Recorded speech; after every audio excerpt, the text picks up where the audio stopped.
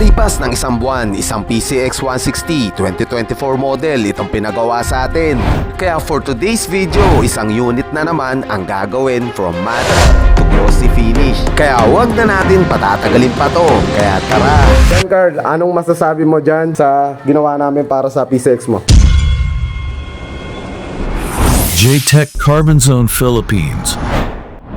Dito nga ay dumating nga yung customer natin at naka-schedule nga siya para sa kanyang unit. At si John Carl nga pala guys, yung ating customer, kasama niya nga yung kanyang kaibigan. Kaya eto muna yung before na unit na gagawin natin guys. Kaya kung naka PCX 160 ka ay kailangan mo talagang panoorin to dahil ituturo nga namin sa inyo kung paano nga natin kinakalas yung mga kaha neto. Dito nga ay sinisimulan na natin at inuna na muna natin yung kanyang grab bar. Pagtapos nga nating alisin yung upper part, eto naman yung kailangan yung tanggalin na tornilyo guys para matanggal natin yung grab bar na to. At kasunod naman, inalis natin yung battery cover dahil meron tayong kailangang alisin ng mga tornilyo dito. Dahil ito nga ang compartment ang susunod nating tatanggalin, pero di nyo na kailangan alisin pa yung battery neto guys. At tinanggal na rin natin yung mga clip neto. Tapos pwede na natin tanggalin yung compartment na to guys. At kasunod naman, may dalawang tornilyo dito sa kanyang rear taillight. Tapos may dalawang clip din dito banda sa kanyang footrest. At meron din dalawang clip sa loob para matanggal nga natin yung side fairings neto. Pagtapos ay pwede na nga natin alisin yung mga side fairings neto. Pero bago natin matanggal yan, tatanggalin nyo muna yung wiring socket na to. Kasabay na rin yung rear taillight dyan at magkakadikit itong part na to. Tapos ito naman yung kasunod na kakalasin natin dito nga sa ilalim ng handlebar. At para makalas nga natin yung front cowling dito. So ito muna yung uunahin nyo guys dahil merong screw na nakatago nga dyan para matanggal natin yung front cowling guys. Pero ingat pa rin sa pagkalas ng mga kaha para masecure natin na maayos na wala tayong masisira na clip dahil napaka-importante nga nyan. Pero bago tayo pumunta sa front cowling, unahin muna natin alisin yung big V panels dito para maalis natin na maayos mamaya yung front cowling dyan. Tapos nga sinunod ko na rin itong small panels sa ilalim ng headlight. May dalawang clip at dalawang screw nga yan. Tapos may clip nga rin dito at screw sa kanyang araro dahil konektado to sa front cowling guys. Kasunod naman itong small panels malapit sa gas lid at nakita nyo yung screw dito. So tatanggalin na rin natin yan. Pati na rin itong screw na to na magkabilaan yan guys. So kailangan nyo nga rin alisin yan para makalas natin itong big fairings sa PCX na to. Pagtapos nga nyan ay pwede na rin natin kalasin. Tapos kasunod naman yung footboard neto. May 5 tornilyo nga dyan sa pinaka-tough nya. At sa ilalim naman yung mga clip neto. So tatanggalin nyo nga lang yan at mababaklas nyo na itong mga footboard na to. At eto na nga yung pinakalas, yung front fender nya guys. So kailangan muna natin tanggalin itong gulong neto para matanggal natin yung front fender na yan guys.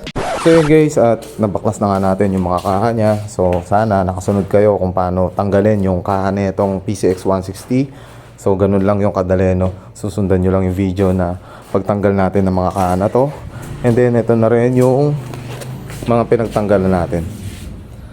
Alright, so kailangan nating hugasan muna. Tatanggalin natin yung mga pinagawakan natin, no? Hindi natin alam, baka may langis yan. So kailangan natin linisin yung surface nito bago natin liyahin. So magsasanding tayo para kumapit yung clear coat natin. Alright, at sana nakasunod kayo dito sa proseso na to at malay nyo sa sarili nyong motor yung gagawin nyo.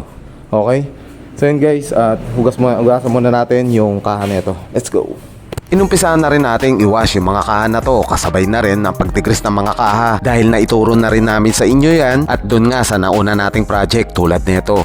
Kaya dito na tayo sa clear coat process at niready na rin natin yung clear coat natin dyan. Gumamit nga tayo ng paint strainer para sigurado at planchado yung finish natin dito. At eto nga yung pinakamaselan sa pagbubuga sa process na gagawin natin guys. Kaya in-apply na rin natin yung clear coat natin para kumitab na nga itong mga kaha na to. Pero minis coat muna natin yung pag-apply natin dyan. Tapos sinabayan na rin natin ng 1 full coat pero nag-flash off pa rin tayo dito. Pero tama nga yung narinig nyo. At eto talaga yung pinakamaselan na proseso. Kaya kapag mali ang procedure na gagawin nyo, malamang backjob ang aabutin at sira pa yung stock paint neto. Isipin nyo guys, brand new at modelo ang motor na gagawin nyo. Kaya mag-ingat at sumunod tayo sa tamang proseso para wala ngang aberya sa mga gagawin nyo guys. Alright? Tapos na nga tayo mag-apply ng clear coat kaya dito muna tayo sa kanyang unit. At mamaya na rin yung quality check natin dyan. Dahil ito na nga muna yung request ng kliyente natin na linisan nga daw yung loob ng motor niya bago nga natin lagay yung mga kahan ng unit niya. Kaya pinunasan na lang natin na may halong degreaser nga to. Ipe-pressure washer pa sana natin pero mas minabuti na lang din natin na ganito na lang ang gawin sa paglinis. Dahil ilang months pa lang itong motor na to kaya dun tayo sa sigurado at safety. At di tayo makakasira ng anuman sa unit ng motor ng kliyente natin. dahil nag-iingat lang tayo at mabigyan natin yung magandang serbisyo para sa mga customer natin. Pagtapos nga natin linisan, dinoble check pa rin natin yan kung pwede na nga tayo mag-install ng mga fairings sa unit na to. Kaya dito in-install na rin natin yung mga kaha nito, pero fast forward muna natin guys para di na rin masyadong humaba yung vlog natin dito. At pinagtulungan na rin natin yan para fast moving yung galawan natin dyan. Pero napakita naman namin sa inyo yung pagkalas ng mga kaha nito. Kaya sana nakasabay ka sa proseso natin. Kaya tandaan nyo lang yun guys, at sigurado kaming maibabalik nyo rin na maayos at tamang fittings yung mga kaha na ikakabit nyo. Alright, pagtapos nga natin mag-install ng mga kaha at nakahanda na rin yung ceramic coating kits na gagamitin natin. Kaya isuot na natin yung ating magic gloves dito para safety pa rin tayo. Tapos naglagay na rin tayo ng ceramic coating sa applicator switch para ipahid na yung ating ceramic coating dito. At package deal nga pala to guys, at nakapromo nga tayo dyan. Kaya hindi lang magiging glossy yung kaha ng kliyente natin at may kasama pang paint protection yan para mas maganda lalo yung finish outcome natin dyan. Kaya kung gusto mo rin ng ceramic coating at malayo ka sa area namin, ay wala namang problema yan. At pwede ka naman mag-order ng ceramic coating sa atin. Kaya rekta lang sa ating page para mapadala namin yung mga paint protection nyo para sa mga alaga nyo. O hanggang dito na lang tayo, kaya punta na tayo sa finished product natin.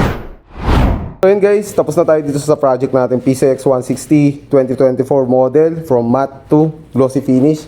Guys, ito na yung final output nya, no? Napakaganda guys. So package deal to, at nandito rin yung owner, si John Carl ba? Tama ba? Si John Carl, tsaka yung tropa niya. Ano pangalan mo bro?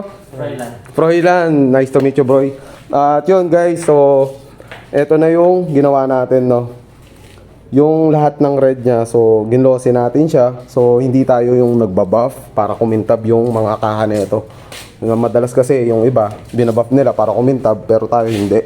Sineclear coat natin sila. Then yun, package deal kami ni John Carl sa kanyang PCX 160. So naka ceramic coating din to, 3 to 5 years protection. So protektado na yung pang daily ni John Carl, pero napakaraming motor nito ni John Carl eh. Kaya yun, naiwan niya sa atin yung motor niya. So may ginawa rin kami do sa isang unit ni John Carl na carbon fiber skinny. So ito yung finished product natin guys. Alam nyo na rin to dahil napapanood nyo yung mga ginagawa natin carbon fiber skinny. So ayan guys, oh. Hindi rin namin tinanggal yung sticker. Ayaw kasi ni John kasi gusto niya daw stock pa rin. Ayan, nakikita nyo. So super glossy finish. Then naka ceramic coating din siya. So package deal to guys. Kaya sa mga gustong mag-inquire, direct message po kayo sa aming page. So yun lang. At siyempre, andito na yung may-ari. John Carl, anong masasabi mo dyan sa ginawa namin para sa PCX mo? Sobrang solid po. Yun lang masasabi ko. Medyo mahihain si John Carl. Pero, John, sulit ba? Yung... Sulit. Okay. Sobrang sulit. Ngayon si Proy. Proy, anong masasabi mo, Proy? Ikaw, nakita mo na rin. Anong masasabi mo sa services namin sa ginawa doon sa truck? Solid. Ha? Napaka-pulido. So, yun guys, no, yun yung feedback ng customer natin. At sabi ko nga sa inyo, binibigay natin yung best natin para ma-appreciate hindi lang yung owner, pati rin yung mga kaibigan at makakita ng mga ginawa nating PCX. Okay, so yun lang guys, at maraming salamat kung umabot ka dito sa dulo ng video. Guys, maraming salamat at kita-kits tayo next vlog. Jan, maraming salamat. Roy, ingat kayo lagi ha. So yun guys, kita-kits.